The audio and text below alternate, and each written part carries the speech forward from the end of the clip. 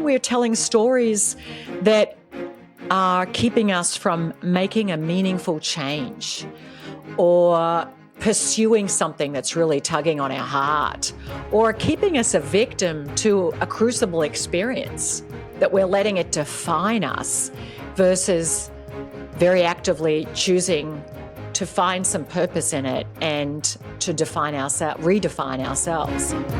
Redefining ourselves, moving beyond a crucible, shedding the compromised identity that setback and failure leave us with is critical to not letting our worst day define us. And so is courage. As Warwick and I discuss with Dr. Margie Warrell this week, as we unpack the insights and action steps of her new book, The Courage Gap, 5 Steps to Braver Action.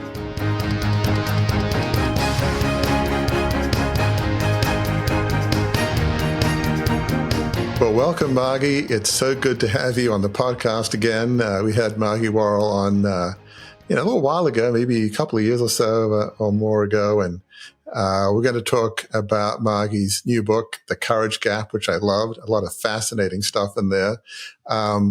But I don't know if I've asked you this question before, Margie, but you have a passion for courage. It's almost like your life's work, if you will. Why courage? I mean, what about your backstory? You could have done so many things in the human development space, but why courage? Why is this maybe your lifelong passion? Yeah, it's such a good question. I have been asked it before, Warwick, and I am not sure that I have the perfect answer here, except that it just is a call on my heart. And while there are many different concepts, constructs, virtues, like purpose that are so important to living a meaningful life. For me, I guess my own experience, we teach best what we most need to learn. This concept of being willing to step forward amid our fears and our doubts, to me, is such a huge unlock for the potential that we hold to do good in the world. And of course, there's, as I said, many ways of coming at it, but I think myself, having grown up in an environment where, I had a lot of self-doubt, and yet I always felt this passion to make something of my life. It's been through cultivating my own courage that it has expanded my life. And I think not only my experience, but also the impact I'm able to make for other people. And I see so often so much potential, so many clever, capable people who are held back through undeveloped courage. And I see the scaled impact of that in organizations, in communities, and honestly, even at a larger level, societally, politically. So yeah, it's just there, and it keeps not going away. I keep thinking, God, is there something else I'm supposed to be focusing on here? But right now it's courage. It's interesting. As I read your book, I almost feel, I don't know if there are origin stories, but obviously there's the incident in Papua New Guinea, which was a, extremely difficult experience.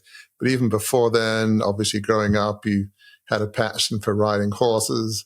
But there was one incident, maybe early on in your career in Melbourne, because as listeners may know, Margie grew up outside of Melbourne in sort of rural Victoria. Dad had a dairy farm, I believe, and love all the stories from your mum and dad. But there was a story when you went to the big city, to Melbourne, and you were working there. And I felt like that there's part of that I don't know if it's an origin story, but maybe it's a strand, perhaps. So just talk about that story of how you reflect on that and what you learned from that, and as if to say, okay, I don't want to handle that differently next time. Starting out in my career, and I'd lived in Melbourne for a few. So yeah, actually just moving to Melbourne was actually a bigger deal than I think most people appreciate, because it's just a city.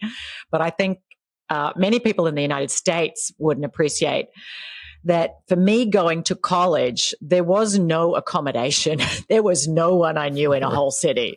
And it was just scrambling through the newspaper to find somewhere to live. I never lived with anyone that was at university. It was just random people I could find to get cheap rent in a city. So that was actually a pretty formative experience for me. But I think the story you're referring to, which I've written about in the book, is starting out in my first real job with my business degree and finding myself in a pretty toxic work environment where there were the people around me. I had been put in a more senior position than them because I had a degree and they didn't. And they were pretty nasty. And I just didn't know how to deal with it. So I avoided it and I just became a little more disengaged, but I didn't address it head on. And I didn't also talk to my manager about it because she seemed pretty disengaged and checked out. So I just did nothing, even though something would have been better than nothing. And I just grew increasingly disengaged. And my lunch breaks grew longer. I started leaving work, right on 5. And after a year in this job that I thought was going to be really awesome, I just decided I was going to resign. I didn't want to stay in something where I was just feeling so miserable. And then I got invited to meet with the director of the whole division, who is several levels above me, and I'd hardly seen him all year. And he said to me, I'm really disappointed you're leaving. I thought you had huge potential here.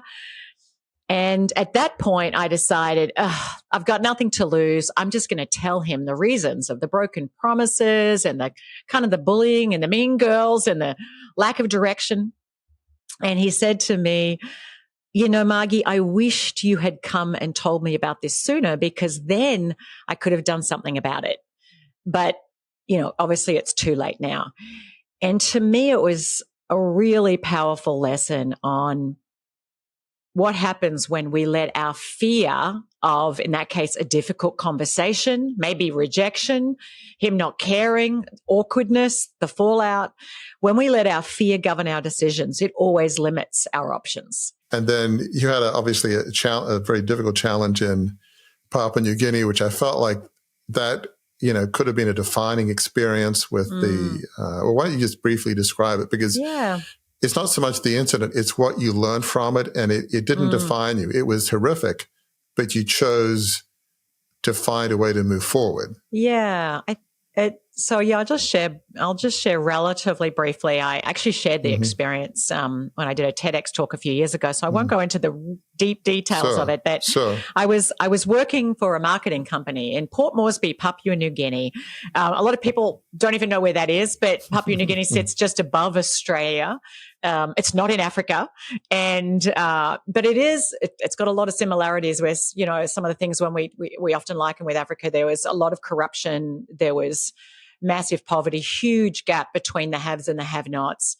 And I was working for a small company. Anyway, these guys came in, they knew that we had cash on premises to pay the local staff, employees. And I ended up with a gun, sawn-off shotgun at my forehead, and them demanding me to open the safe to give them the cash. And I didn't have access to the keys to the safe. But after a while, they said, lay on the ground. There was the threat of being taken back to their village and be gang raped, which was not uncommon at that time. And I remember being more afraid of that than I was of being killed. And they actually found the cash elsewhere, it hadn't even been put in the safe, and they left. So that was a very shocking experience. But even more traumatic than that was just a few days later, I found out at the time I was nearly 20 weeks pregnant that I'd lost my first baby. And that rocked me. I knew that women had miscarriages. It had never occurred to me until that moment that I might have one, which is naive, but that's just where I was. I was in my late 20s at this point. And I remember in the aftermath of these two traumatic experiences in very close succession, just my world was really rocked, my whole mental map of life. I didn't think these things would happen to me. I knew these things happened, and I knew that PNG was a violent place, but I just never thought that would happen to me. I didn't think the miscarriage, mid-pregnancy would happen to me. So I gave myself a lot of time to write and journal. I've always had a faith in God. Admittedly, it was pretty shaken. It was like, what? How could this happen? But in the aftermath, as I had a lot of people feeling very sorry for me and received a lot of sympathy. But I remember as people were kind of, I guess, relating to me as a victim. And in a sense, I was a victim. I was a victim of obviously a violent armed robbery, and I was a victim of, a miscarriage, which something many millions of women have experienced. But I remember getting so clear that I did not want to be defined as a victim by anybody else, much less by myself. And that I really wanted to define who I would define who I was. And I didn't want to give power away to a story that poor woe me. And I just became a really clear moment. And I remember also thinking, how can I find something good from this experience? And I wasn't quite sure what that would be. But I did return in the aftermath of that. I'd already been thinking about changing career. Wasn't loving working in corporate marketing. And I decided to go back and study psychology. I was already thinking about that. I'd been reading a lot of books in my late 20s, doing a lot of my own kind of inner work. And so I did. I returned to study psychology and then later coaching. And, I've gone on and done more studies. But it just was a real catalyst for my own growth. And for me to just get really clear about who I wanted to be and to not be defined by the cards that I'd been dealt or the experiences that I'd had. And I look back and I can see now that experience was a crucible, but it was also a turning point in my own unfolding. I really can attribute so much of who I am now to having gone through that and come out the other side. Let's talk a bit about the courage gap, because you've written a number of books about courage, but this is a bit different. Why the courage gap? What kind of led you to write this? It's a different book from the others they've written. I mean, yes, there are some common strands, but why the courage gap? Well, firstly, let me just sort of explain this concept of the gap. And I'm guessing that you have had moments in your life where you've known what it is you should do, and yet you haven't done it. And sometimes they're small things. It's like, I should say no to this invitation, but I don't want to hurt their feelings, so I'm going to say yes. But but I really should say no. And sometimes it's giving feedback, and sometimes it's making a change or asking for help or saying sorry. There's just obviously countless things that often we know is the right thing to do, but we don't do it. And so it's my belief that our fear in many cases creates that gap between what we know we should do, our potential to do what we can do, but then what we actually do, between thought and action, between the potential that we hold as a human being and who we're actually being. And so fear creates that gap, and I believe that it takes courage to close that gap. And of course, as we go through life, we may be brave in some ways, and as we have new experiences and have new responsibilities, there's always going to be gaps appear in different ways. For those moving up the ranks in big companies, I always say another level, another devil. Just because you've been brave earlier, there's a whole new ways that you sometimes need to practice courage. And I've got to work with a lot of people in those ranks in recent years and seen what can happen when fear and insecurity and ego dominate, and but also what extraordinary things can happen when people are driven by purpose. That's something that's bigger than themselves. And so the book, The Courage Gap, is about helping people close the gap between their potential to take constructive action, to live bigger, more meaningful lives, to be a greater source of good for others and in the world, and the actions they're taking. But I really wanted to make it extremely practical and accessible. I didn't want to talk about, courage has been talked about since, Aristotle's days. We know it's a noble virtue. We know it's a good thing. We talk about it a lot, but how do you actually practice it and activate it, like operationalize what it means to be living with courage? So that's why I sort of got granular as 5 specific steps that I'm hoping will guide people as like a roadmap to really moving past the fear and that little voice in their head that so often, keeps us from taking the very actions that we're entirely capable of taking. From our perspective, what we talk about a lot, Margie, is the importance of a mindset shift. And really what you're talking about there is shifting the mindset from being too afraid to sort of move, immobilized in some senses by the fear. And then that place where your mindset shifts and you get the courage and you take that first step, where it talks a lot about the power of one step. And sometimes you have to take that first step, and that can be the one that's the most fearsome to you. But that's the one that's going to start the flywheel to get you toward to a place where you are indeed living with courage, right? Yeah. I talked about the 1 brave minute rule, and yes, one step, but even just 1 minute. If you were brave for 1 minute, like 1 minute of bravery can change the trajectory of someone's life. It might be that one ask that you make that opens up a door, that one reaching out to one person and introducing yourself that can open up a whole relationship that can lead to whole new opportunities, etc. So yes, it is about taking action. But as I say in the book too, I break it down. Courage actually has 2 core dimensions. One part of it is, yes, the willingness to take action in the presence of our fears and the risks, because there are risks. But the other part of it is actually the management of fear. And part of the reason I wrote this book is that I believe over the last 5 years in particular, and we are exactly 5 years right now since the start of the pandemic and the wheels started, going off the world.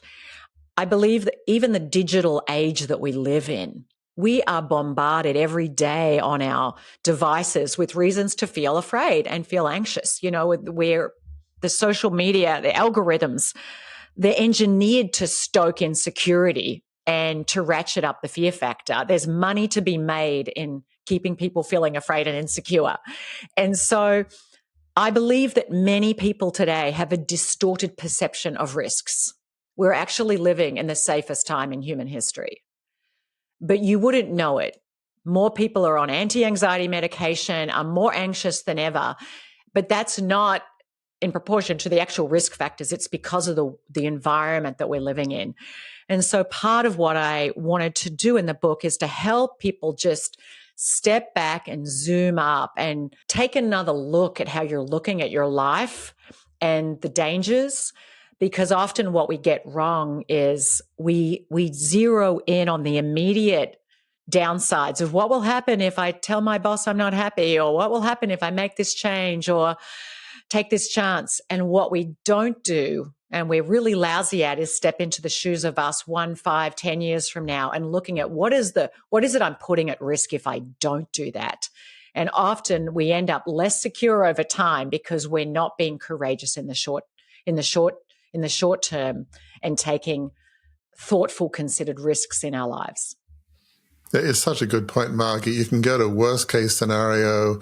Oh, this could happen and that could happen, but you're not thinking of, well, what could go right?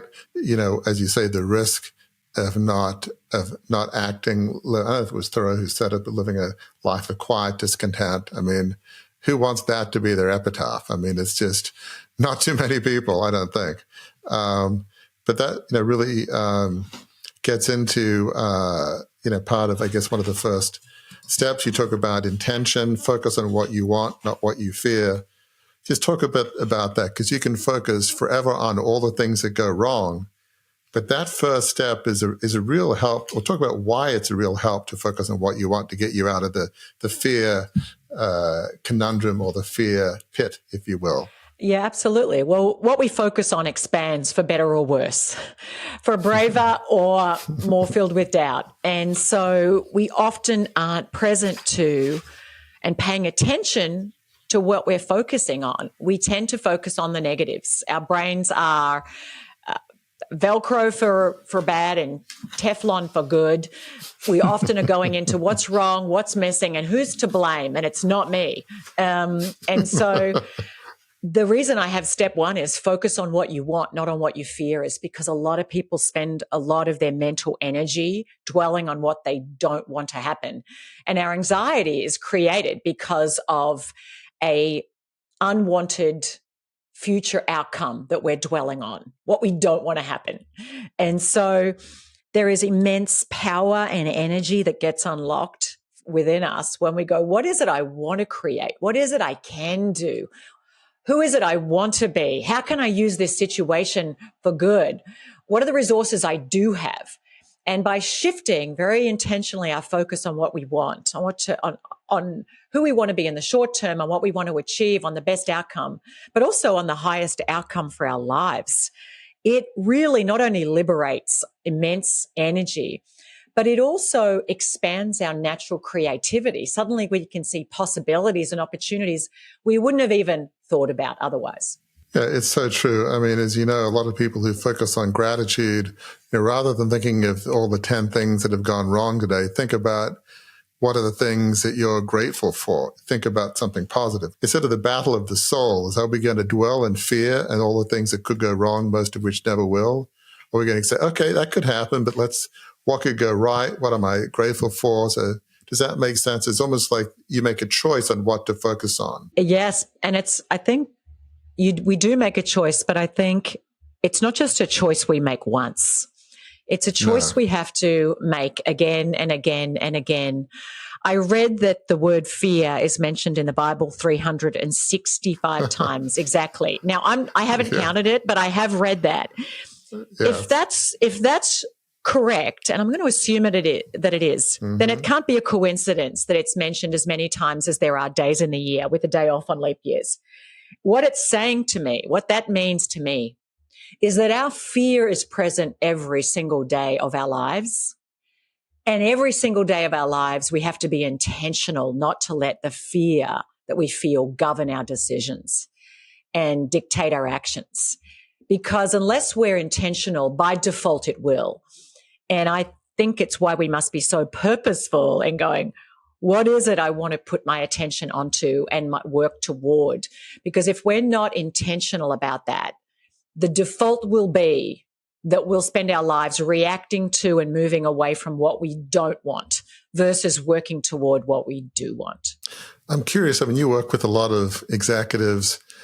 Do you find that there are some, if not many, executives that don't want to admit they're afraid of things? They don't want to, A, face it, and B, they're certainly not going to talk about it. Maybe they'll talk about it at home, but they're not going to say to coworkers, even to people who are at their level, I'm pretty scared about where we are at the moment. I know that sounds irrational because we seem like we're doing well, but do you find in the corporate arena that talking about fear is a bit of a taboo? Yes, I do. Not for everyone, but certainly for some. And I often have to help people rethink when we talk about fear. Sometimes they can just immediately think of knee-shaking trepidation, like, oh, I'm terrified. And that's not how it always shows up. Sometimes it can show up with excess pride or hubris. And it's how it shows up. People can get very armored up. They can become very controlling, perfectionist, micromanaging. So it's just helping people think more broadly about their fear responses. Where is fear at play in a way that's not immediately obvious? Some people can be strategically really bold, but on a interpersonal level, really timid and sometimes even cowardly, like they're not having important conversations that really matter because they're afraid of being humiliated or losing face, etc. And so just recognizing that fear comes in many forms and it's not always someone who's overtly expressing a lack of confidence in themselves. It's such a great point. It's almost like the question isn't, are you fearful? Because we all are, we're human. How does fear show up for you? That's probably the better question, if that makes sense. Because you're right, you can be so fearful, you come across as arrogant and know-it-all, and because you're afraid of having an image of being human and making mistakes. And yeah, well, so, yeah, and I think I wrote about, I've worked with many, what I call insecure overachievers. And you know what? I think sometimes I notice that in myself, where is my insecurity driving me? But I've certainly, I'd like to think I'm aware of it. It's not blind to me, but I do meet people who are incredibly high achieving, very, very smart, super driven, they produce amazing results, but their fear of being exposed as not enough, as inadequate, is ultimately pulling the strings. And that can often drive them to get to a certain level because they achieve a lot of results. They're really good at it. Like, they're really good at what they do. They can make a lot of money, etc. But it often then caps them at a level because they are held captive to fear, and they're not able to move past themselves to a purpose that's bigger than themselves. It's very self-protective behavior. Or maybe they're on a track that they feel like they have to because they feel they have to be successful. And if they decided to jump ship and do something else, whether it's a nonprofit or some other business, it's like the fear of what others would think keeps them on a track that they don't even want to be on in the first place, at least not as much as they might think. But they don't want to have that internal conversation because it'll hurt their image. Their ego. Yeah. And it's funny that Keegan's work on impression management, where so much of our lives can be governed, if we're not careful, by impression management, by trying to make sure we look good in the eyes of others and avoid looking bad. And where does our desire to look good actually really limit the good that we might do otherwise to do good? We're going to obviously go over some more things in the book, but you said something a little while ago, Margie, that I wrote down because it's really instructive for the Beyond the Crucible audience. You said fear creates the gap between thought and action. And in that sense, right, I mean, as we're talking about fear and the effects of fear can both be a crucible and fear can cause a crucible. I mean, it's sort of a double whammy from the perspective of what we talk about, right? Yeah, I actually say in the book that fear, we can become an accomplice to our problems as well as their victim. Right. Because of how fear shows up for us. It can keep us doing the very things that would improve our situation and often perpetuates and worsens it. And I think sometimes that's in the shape of pride. We don't want to own what we've contributed to, so we just keep plowing down a course of action that only alienates us from more people, that only drives situations, maybe a business, further into a ditch, et cetera, because we don't want to look at it because that hurts our sense of self. And it's why that inner development, I call it the vertical development, that deep inner work, like where is my fear calling the shots and actually creating more of the very situations that I'm trying to avoid. I want to move to step 2 because I love what you talk about, rescript what's kept you scared or too safe. Yeah, you're right. Our stories often don't serve us. You talk about yourself and how growing up, you thought, boy, I can't run. I'm sort of gangly or whatever word you use. And it's like, I was not gangly. I was not gangly. Okay. Sorry. Well, maybe I got it wrong, but whatever it was, you didn't think of yourself as a runner, and, but it's like, well, that's ultimately, you have run marathons. But you wrote the script on it. And I've certainly had a fair share of that, like thinking, oh, I'm not really that athletic. Well, I'm not as athletic as some, but I have actually reasonable hand-eye coordination. I'm not terrible. But you write stories about yourself that aren't really necessarily true, and we need to like reframe. But yeah, so talk a bit about that step 2, because I love that concept of rewriting the script that doesn't always serve you. Yeah, well, we live in our stories. We humans are wired for storytelling. Back in our cave-dwelling days, we carved images onto the walls of caves to tell the story of where we've come from. And so we do that all the time, whether we mean to or not. We're always just telling a story about a situation, about other people, about ourselves, about the economy, the government, our kids, our family, community, et cetera, et cetera. And so some of our stories serve us and expand our future, and some really hold us back. And often we can tell a story that can shrink our courage and enlarge our fear and limit our willingness to take actions that would actually serve us. And, yes, I shared the story of growing up. My dad actually called me a bumblefoot as a kid because I was fairly uncoordinated. I was a little chubby. I wasn't a natural athlete. And I wore that label and internalized that label that I can't run. And it was in my 30s, 40s, and only just a couple months ago did I run my first marathon in my 50s. And it was me peeling back that label. Does that mean I was meant for Olympic greatness? No, but I could run. But often we're telling stories that are keeping us from making a meaningful change or pursuing something that's really tugging on our heart, or keeping us a victim to a crucible experience that we're letting it define us versus very actively choosing to find some purpose in it and to redefine ourselves. And so, I dive into helping people identify the stories that hold them back, but also how do we rescript? How do we rewrite the stories that are keeping us from moving forward and taking that action? And sometimes that also is about reframing risk through a larger lens. Where are we scaring ourselves through the story we tell and the language we use? I've had people sometimes say to me, oh, I couldn't possibly do that. It would just kill me. Or that would just be terrifying to move to another city. Or, oh, I would never be able to handle having a third child. Or, oh, I just haven't got what it takes to be a manager.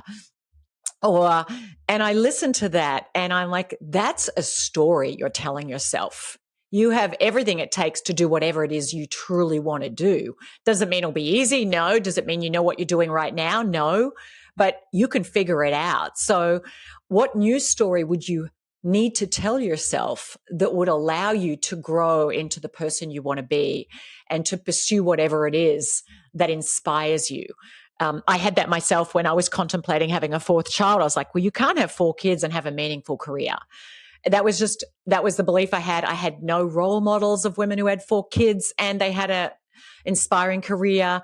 I just thought it couldn't be done. And I had some friends, a couple of girlfriends who loved me more than they cared about me loving what they said. And they just called BS. And they said, if you want to start a coaching business, we know you can, and you can have a 4th child. I didn't know how I was going to do it, but I had to give myself permission to figure it out as I went along. So I had to change my story. I needed more help, but I could do it. And so to anyone that's listening, as you think about what is the most inspiring future for yourself, ask yourself, what's another story I would need to tell myself that would free me and expand what I saw as possible to move toward it. And what I love about your story, Margie, is you had some friends that were saying, yeah, it might sound challenging, and I'm sure it was, but yes, you can do it. It is possible. And so having friends to help you, yes, there was a time after the whole takeover where I'd talk about myself being a failed media mogul rather than former, or I'd say, boy, I couldn't lead my way out of a paper bag or something, a common expression I would use.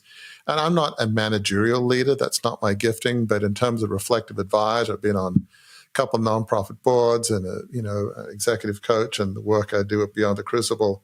I don't say that anymore. Yeah. I don't think of myself as a managerial leader, but I think I do have some gifting in that arena. So I've had to reframe that story, both, yes, on a personal front, but even with the team I have and Gary and others at Beyond the Crucible, they also help me reframe what I think is possible. Because I can, every day is a new day, is an opportunity to grow, and every day is a new opportunity, as you've said, to be fearful. And I can do that. I like to think I'm as fearful as anybody I know. I mean, I have that capacity. But yet, okay, I'm not going to be label myself. I absolutely battle that one head on.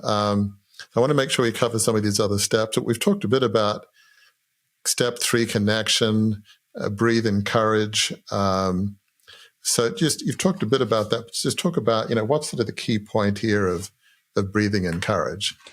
Well, that's where I talk about resetting our nervous system, connecting to the power of our own presence, but also to the power of the people, to the courage around us too, which we've touched on, both of those already.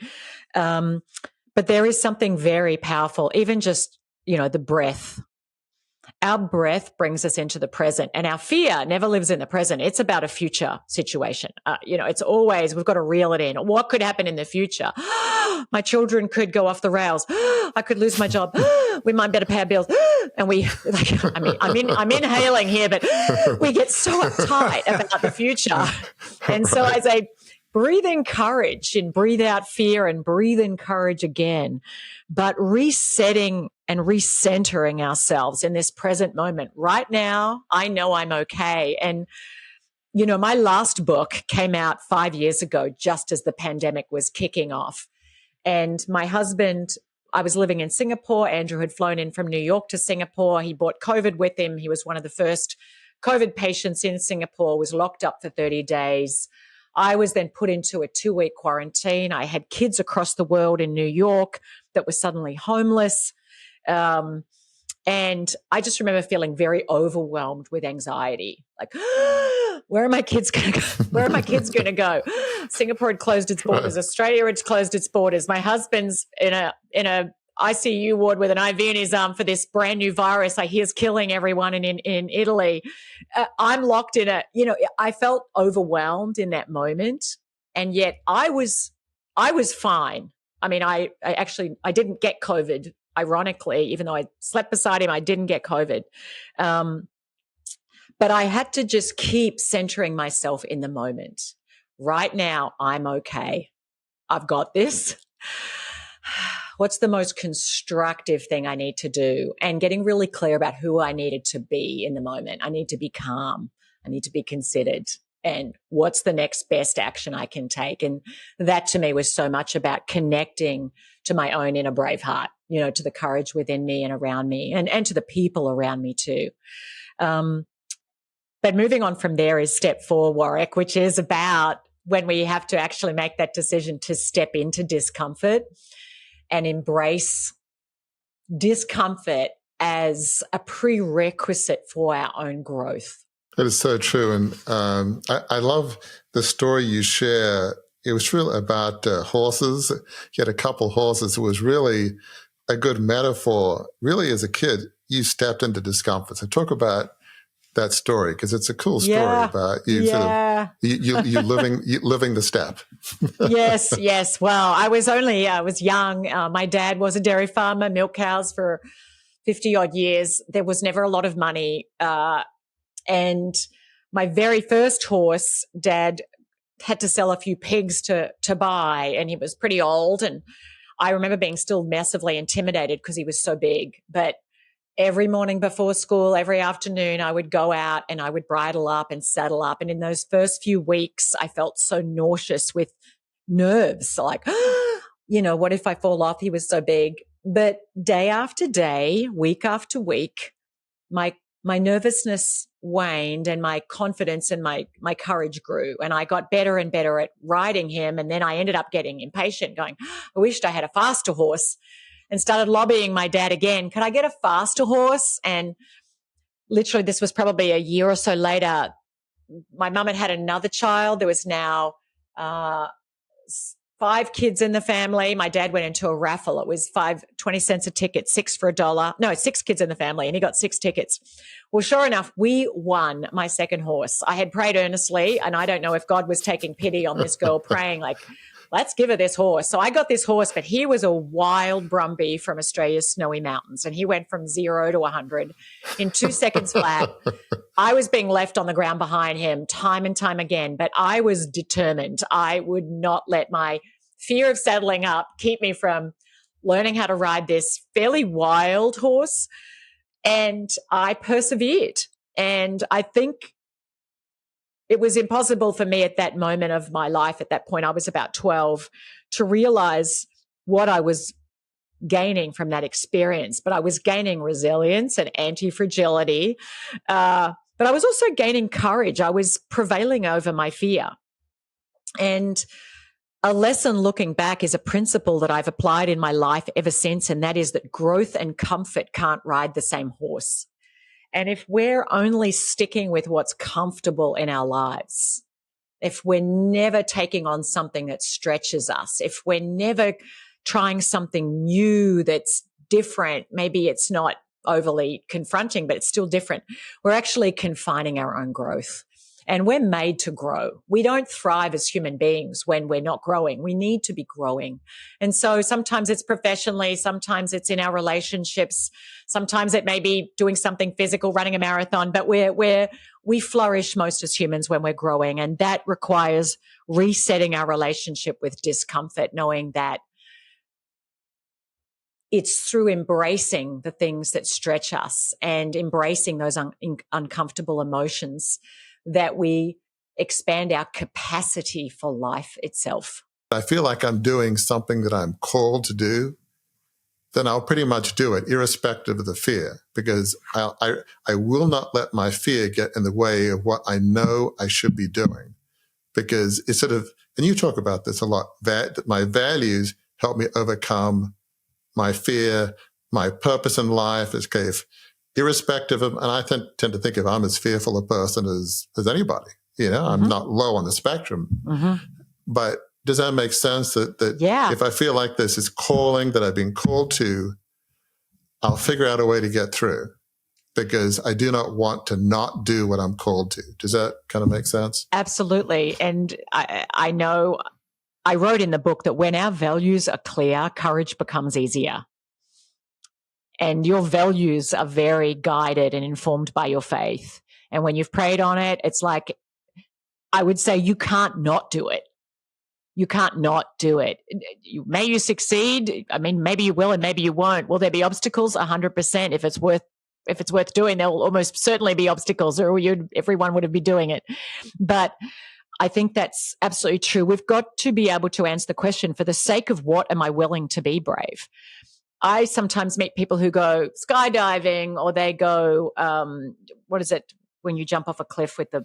Oh, bungee jumping or something? All of that stuff. And people's like, oh, have you done that? I'm like, nope. And they're like, oh, but be brave. I'm like, I don't care enough. It's not important for me to do that. I don't need the adrenaline kick. I don't care. I did go parachuting once in my when I was 19 or so, but that's not something that calls to me. But if I was called to go to do something that was dangerous, yeah, I would do it if that was really important to do. I'm not, but for some people they are. A soldier in a war zone, for instance. And I think to your point there, we have to be really clear what lays at stake if we don't do it. And I think it was Pope Francis said, your life is the ultimate enterprise. And sometimes we treat our lives a little cheaply, but what are you putting at stake in your life if you don't do it? And it's why at the end of life, people regret far more the times they didn't choose the courageous path than when they did and they took a risk and it didn't pay off, because they still learned and they still grew. But our brains are twice as sensitive to the downsides as to the upsides. So we've just got to continually overcome human instinct to be cautious. And, Warwick, I know you've shared before, you're reflective by nature. You're not a natural, bold Bear Grylls, Richard Branson risk taker. Exactly. And you know not what? At all. Thank God the world doesn't need to. Imagine if everyone was Bear Grylls.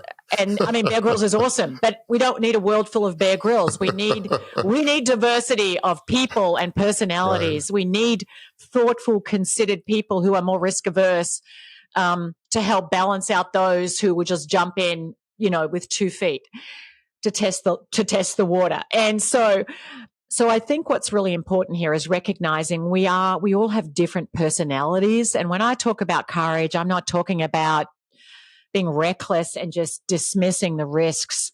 I'm just talking about being really clear what lays at stake here for you and why you need to take that risk. And what is it that you put at risk if you don't? And to me, the ultimate tragedy of anyone's life isn't the tragedies that they may have to experience, because most people have to experience some tragedy in some form. People around us can die early, et cetera, et cetera. It is that we would arrive at the end of our lives and not have lived our lives fully. It's the unlived life that we had it within us to live and we didn't live. And to me, that's the ultimate tragedy. We had the potential for a bigger life, to make a bigger impact, to use our gifts for more good in the world. And we didn't do it because we weren't quite sure what people would say about us. We were afraid of something unfamiliar. And so that's kind of my deepest reason for me writing this book is Gandhi once said, the difference between what we do and what we could do would suffice to solve the problems of the world. And I would love to see more people stepping into what they can do so that they use their gifts in ways that help to ease suffering and help more people flourish. Yeah, if there's anything to be fearful of, it's probably what you, at the end of your days and the last few moments on the earth, what you didn't do. The things that could have helped others, gifts that would have served others. That's about the only thing I can think of that would be maybe constructive fear, if that's even a word. But if you got to be fearful of what you didn't do that could have really served a higher purpose. I totally think fear can be constructive and instructive. And I've written before about turning it into an ally. Like, what is it you need to be afraid of if you don't do this? That you stay another 10 years in a job that sucks the life out of you, that you stick around in a relationship where someone is just beating every bit of steam out of you, that you don't pursue that call on you to express a creativity, do something that you could bring into the world. I don't know what that would be for all of us. That the answer would be different, but I do think that to your point, when it comes to our personality types, etc., we're all different, and that's okay. It's not about doing something, not about doing everything you're afraid of. That's just, honestly, that's just stupid. but it's not letting your fear of something do something that you need to do. And so we're all called to courage can come in many shapes and forms for all of us. And that really kind of leads to this last point, step 5, learning, find the treasure where you trip. That just seems so resonant with what we do at Beyond the Crucible. We're always saying, don't let your worst day define you. And the more than, it's a couple hundred episodes, pretty much every guest we've had, obviously they've had crucibles, but they've typically found a calling or a mission from that worst day. It's they've been able to reframe it for something positive. So just talk about, from your perspective, and courage, because I feel like this is such an important point. Find the treasure where you trip. Yeah. This 5th step is fundamental to all of my work around courage. If we don't know how to lift ourselves back up when we fall, we'll never risk the fall. And so we have to build our skills at picking ourselves up when we fall and when we fail, because as human beings, we are destined to fail.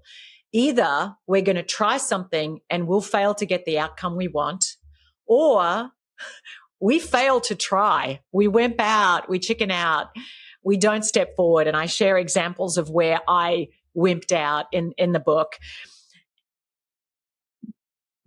And it's where I believe that practicing self-compassion, extending grace to ourselves, forgiving our own fallibility can be transformational to our growth. And those crucible experiences, not being defined by our worst day, that requires radical self-compassion. It requires us extending grace to ourselves for being the fallen, fallible humans that we are. Sure, sometimes things happen to us that weren't any of our doing, but other times we contributed to a situation in some way. And so we have to forgive ourselves and forgive the younger version of ourselves that didn't know then what we have since learnt. One of the ways that we've talked about it since the outset pretty much is that what your crucible is, it didn't happen to you, it happened for you. If you can get that mindset shift, if you can say, this didn't happen to me, it happened for me, what can I learn from it? That will change everything. And one of the things I love about everything that we've talked about here, Margie, is we've just at Beyond the Crucible launched what we call the Beyond the Crucible roadmap, and it's anchored in what we are calling 10 actionable truths, right? And while courage isn't in the descriptions of those, I'm just going to give you a couple of them because courage is woven through all of them. One of the actionable truths is self-reflection. Reflecting on your crucible can reveal important insights about yourself, your strengths, weaknesses, even vulnerabilities. Another one is perseverance. You've talked about that here. Continuing to move forward in pursuit of your vision, even in the face of difficulties and obstacles. And I love this. Perseverance is hope, right? Perseverance is also, I think you would agree, is courage, right? Yeah, it's being willing to continue on even though we're not 100% sure that we're going to land the outcome we want. There's a risk we might not, but we're willing to take that risk. And I see that willingness to take that risk and persevere, to hold on to hope is to me an ultimate act of courage, and not to let our fear of a negative outcome call the shots. I believe hope is a risk that must be run in our lives all the time. We have to continually choose that, and perseverance is built on hope. It's so true. I love what you're saying. You talk about your mom, and people, I guess at a funeral, talked about just the word grace, that she had so much grace. And you're right. I mean, we need to have grace with ourselves. I love when you say make peace with your unfinished self. I've certainly done a fair amount of work over the years just because of the whole newspaper experience. And because I tend to be very hard on myself. If there's a problem in the world, I assume it's my fault. That's just my wiring. You know, some wiring serves us, some doesn't. We all have it. You can't necessarily change it, but you can you learn to deal with it. So just, you know, it doesn't mean ignoring every dumb thing you've done. It doesn't mean accountability, but it does mean showing grace. And, you know, we all have things about ourselves that maybe irritate us, or quirks that I wish I wasn't A or B. So, okay, well, that's who I am. You know, you know, beautifully imperfect, if you will. You know, that's okay. And so that's, you know, I feel like that's part of the necessary building blocks to have courage. It's like, yes, I'm going to fail at times. Yes, I'm not perfect. Yes, I have these things that annoy, you know, myself about myself, but that's okay. I'm going to move ahead anyway. Does that kind of make sense? I feel like it's really important to make peace with who you are, because if you don't, how can you possibly have courage? Oh, I won't do that because I know I'll fail, or I'll do this again. Well, maybe you will. But does that, by dealing with that, I think your point is it helps you be braver. That makes sense. Well, yes, I think it emboldens us for bigger things, because if you're not defined by what you achieve or don't achieve, and you're really more about who you're being and what you're a stand for in your life, it emboldens you to do things that you might never do otherwise. And if you even think about Carol Dweck's work and a growth mindset, that it is in practicing curiosity. And to me, it's purposeful curiosity. Like, I'm going to try these things. I don't know. Like, I've written a book here. I don't know if this is going to sell 1,000 copies or 10,000 or 100,000, or wouldn't it be awesome if it sold 1 million? But I am not going to look back one day and go, I didn't do what I felt called to do because I was afraid I mightn't be very successful. So I'm going to do it anyway, and I'm going to risk falling short and not being the world's best writer or achieving the level of success that I'd love to achieve, because I just don't want to look back and go, I didn't have the guts to try. And so, you know, to me, when we fail to try, we fail by default. And so there is something very liberating by not being defined by what you achieve or don't achieve, but by really being defined by how you choose to show up for your life and put your time and energy into for things that are bigger than sort of ego gratification. And so that final step, well, I guess the closing is about, it really steps into the leadership sphere, but it really is about mining our failures for the learning they hold. And as hard as it is to fail, most people are pretty bad at learning from failure. And interestingly enough, I cited in the book, the more senior executives become, the poorer they get at being able to really look at their failures very honestly and how they contributed to them, because our egos get in the way, because it's so confronting to our sense of self. And so to me, it is an act of courage, but it also liberates us to be braver when we're willing to go, you know what, I tried this. I'm not defined by my failure, but I realized I should have done more of this and less of that. And I didn't think about that. And okay, how do I take all of that learning and use that learning to be able to step forward now with more wisdom? What I love about that last chapter, in the closing, Make Others Brave, it's really, in a sense, you're talking about the multiplying effect of being courageous, giving other people courageous in your family and your team, co-workers.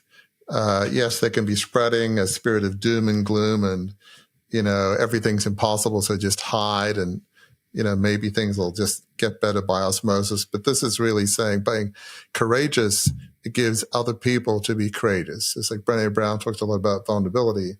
We talk a lot about here at Beyond the Crucible, vulnerability for a purpose. Sharing with other people, there was a time I was fearful. I was scared stiff early in my career, even today, but this is what I did. Oh, you mean I can be fearful and there's a way to be courageous? So just talk about how being courageous can have just a virtuous and multiplying effect that can really make an impact on the world. Yeah, well, I think at the core of all of this is not just for ourselves. When I talk about stepping into the courage gap, it's not just so that you benefit, it's so that it benefits others too. And we are all so connected as humans. We're deeply connected. We cannot live the most meaningful and fulfilling lives without having authentic connection to other humans around us. And how we show up for other people and encouraging others to live their most meaningful lives and to use their gifts for good ultimately has a multiplier effect way beyond me and you and to many, many others. And so I believe that each of us is opportunities to lead in different ways for a purpose beyond ourselves and making others braver, encouraging others. It's like verbal sunshine. And I have yet to meet, of the thousands of people I have worked with, I've yet to have anyone ever say to me, I just felt too encouraged. Said so no true. One ever, right? So to anyone listening, sometimes we can get so caught up in our own little web of doubts and insecurities. And I'm like, look around you. There's people all around you that are caught up in theirs. And by taking time out to go, I believe in you. I can see your talents. I see your potential. You've got this. Go for it. You have no idea how just a few words of encouragement could actually just change someone's behavior at a moment in time that opens up a whole new vista of opportunities for them.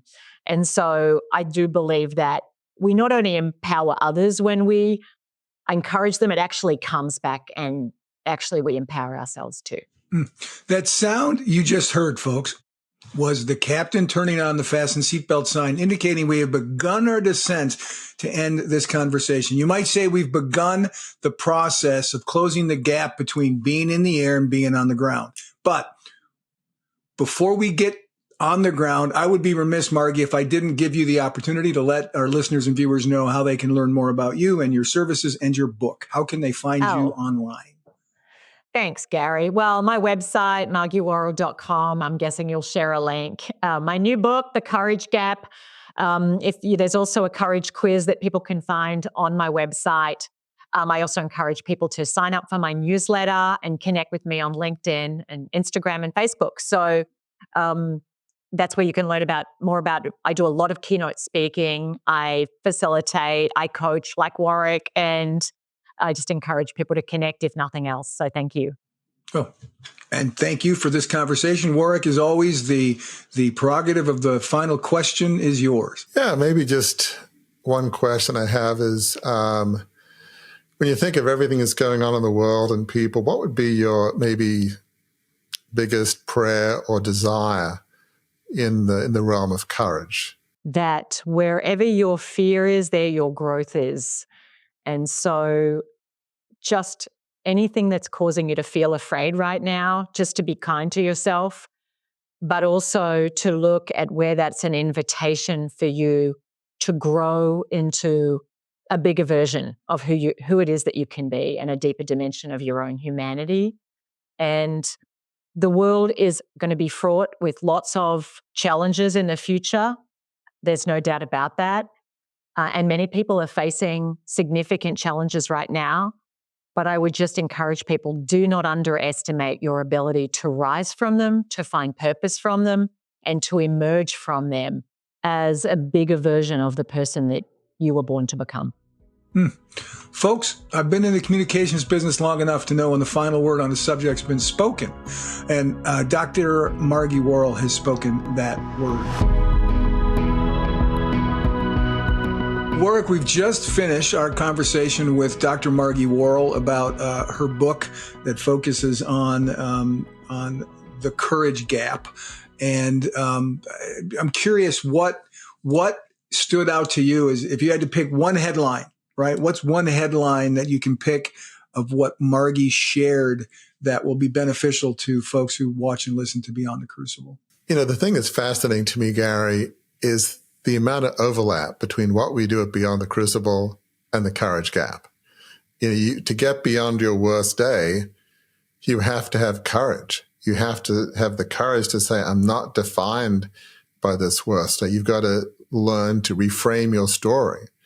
As you mentioned in the podcast, it didn't happen to you, it happened for you. So really, I found a lot of overlap, and just, I think really part of it is just admitting that we are all fearful. Sometimes fear appears in different ways. As Margie said, it can be, the hard driving, micromanaging, overly confident boss that's really showing symptoms of insecurity and fear.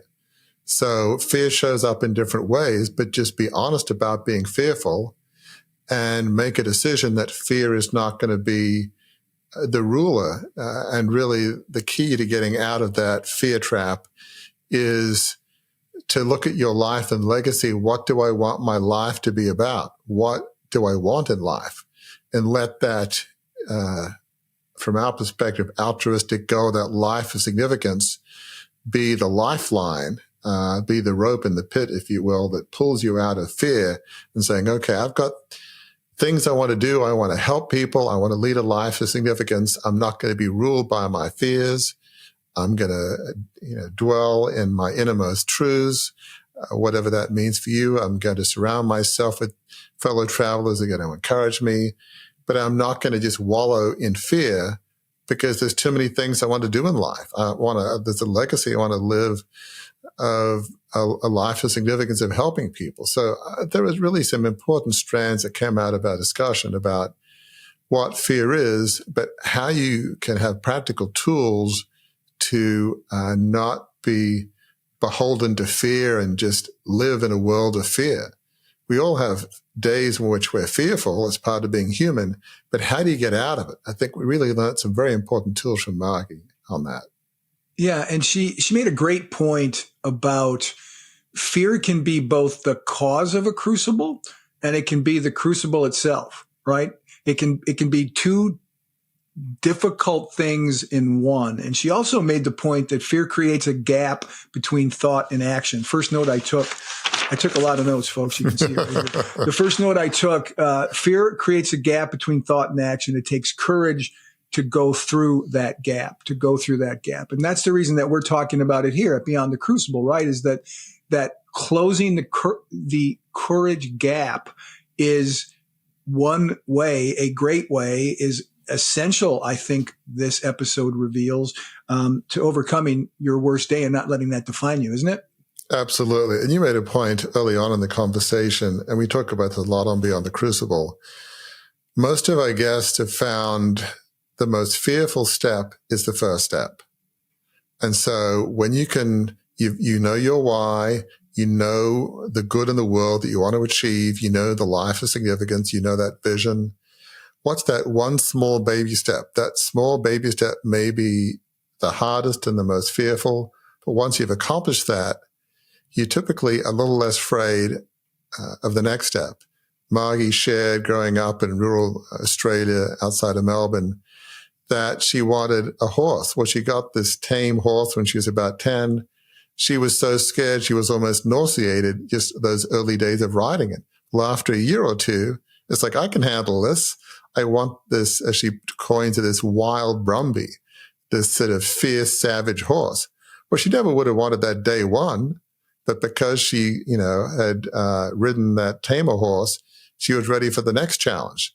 But I'm sure if we'd asked her, what was the toughest day for you, it would have been getting on that first tame horse, that first day, and overcoming my nausea and abject fear of that massive horse as a 10-year-old girl in Australia. So for, listeners, that first step in overcoming fear and having courage, that's huge. Just, whatever that small step is, forget about the whole big goal in that sense. Keep that in mind, but focus on what's one small step I can do today to overcome fear and take a small step of courage. So until the next time we're together, everyone, please remember, we know your crucible experiences are hard. We know that courage, summoning courage, connecting from fear to courage is difficult. We've discussed that here, but we also know, and you have taught us this, folks, that crucible experiences aren't the end of your story. They, in fact, can be the beginning of an entirely new story that leads to an entirely new destination. That's the best destination it can go to. And that destination is a life of significance.